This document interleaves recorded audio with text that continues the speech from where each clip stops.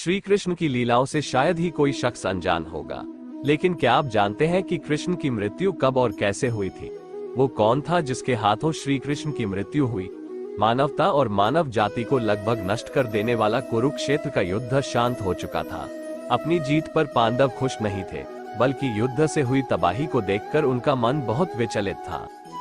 युद्ध के बाद श्री कृष्ण पांडवों के साथ गांधारी और धृतराष्ट्र के पास बेटे दुर्योधन की मौत पर शोक जाहिर करने और क्षमा मांगने पहुंचे। दुर्योधन का खून में लथपथ शरीर और अंधे माँ बाप की आंखों से आंसुओं की बाढ़ से पांडवों का भी दिल भर आया था। गांधारी पांडवों को छोड़ श्री कृष्ण को दुर्योधन की मौत का असली जिम्मेदार मानने लगी। गांधारी ने श्री कृष्ण पर चीखते हुए कहा, आप द्वारकाधीश हैं, जिनकी पूजा मैंने खुद विष्णु अवतार मानकर की। क्या आप अपने किए पर जरा भी शर्मिंदा है?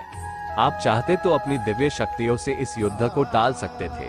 बेटे की मौत पर आंसू बहाने वाली एक माँ का दुख तुम खुद अपनी माँ देवकी से जाकर पूछो, जिसने अपने 7 बच्चों को अपनी आंखों के आगे मरते देखा है। इसके बाद गांधारी ने कृष्ण को श्राप देते हुए कहा, यदि भगवान विष्णु के प्रति मेरी आस्था सच्ची रही है तो आज से ठीक 36 वर्ष बाद तुम भी इस धरती पर जीवित नहीं रहोगे। द्वारका तबाह हो जाएगा और यादव वंश का हर इंसान एक दूसरे खून का प्यासा हो जाएगा। ये कहकर गांधारी श्री कृष्ण के चरणों में गिर गई और रोने लगी। कृष्ण ने चेहरे पर हल्की सी मुस्कान लिए गांधारी को उठाया और कहा, माते, आपके श्राप का असर एक दिन जरूर होगा, लेकिन ये सिर्फ मेरे प्रति आपकी सच्ची श्रद्धा की वजह से नहीं, बल्कि बदलते समय की वजह से भी होगा। कहते हैं कि गांधारी का यही श्राप यादव वंश के विनाश और भगवान कृष्ण की मृत्यु का कारण बना। कई साल बीतने के बाद श्री कृष्ण के पुत्र सांबा गर्भवती स्त्री का वेश धारण कर ऋषि मुनियों से मिलने गए। ये देखकर ऋषि भड़क गए और उन्होंने सांबा को श्राप दिया कि तुम एक ऐसे लोहे के तीर को जन्म दोगे जो तुम्हारे कुल साम्राज्य का सर्वनाश कर देगा। इससे सांबा बहुत डर गए और उन्होंने इस पूरी घटना के बारे में उग्रसेन को बताया।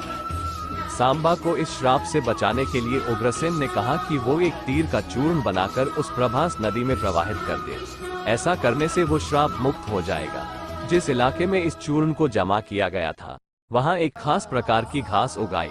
ये देखकर उग्रसेन ने कहा कि यादव राज्य में किसी भी प्रकार के नशीले पदार्थों का उत्पादन और वितरण नहीं किया जाएगा। इसके बाद द्वारका में कुछ बेहद अशुभ संकेत देखे गए, जिसमें सुदर्शन चक्र, श्री कृष्ण का शंख, उनका रथ और बलराम के हल का अदृश्य हो जाना शामिल है। द्वारका में अपराध और पाप बढ़ने लगे थे। ये देख श्री कृष्ण परेशान हुए और उन्होंने अपनी प्रजा से प्रभास नदी के तट पर जाकर पापों का प्रायश्चित करने का आग्रह किया। द्वारकावासी वहां जाकर मदिरा के नशे में चूर एक दूसरे से लड़ने लगे। गांधारी के श्राप के अनुसार यादव वंश के सभी लोग आपस में लड़कर मर गए। इस घटना के कुछ समय बाद श्री कृष्ण एक पेड़ के नीचे योग समाधि ले रहे थे। इसी दौरान जरा नाम का एक शिकार वहां हिरण की तलाश में आ गया। जरा ने कृष्ण के हिलते हुए पैरों को हिरण समझा और तीर चला दिया। इसके बाद शिकारी श्री कृष्ण के पास पहुंचा और अपनी गलती के लिए उनसे क्षमा मांगने लगा। तब श्री कृष्ण ने उसे सांत्वना दी और बताया कि कैसे उनकी मृत्यु निश्चित थी। श्री कृष्ण ने कहा, त्रेता युग में लोग मुझे राम के नाम से जानते थे। राम ने सुग्रीव के बड़े भाई बाली का छिपकर वध किया था। अपने पिछले जन्म की सजा उन्हें इस जन्म में मिली है।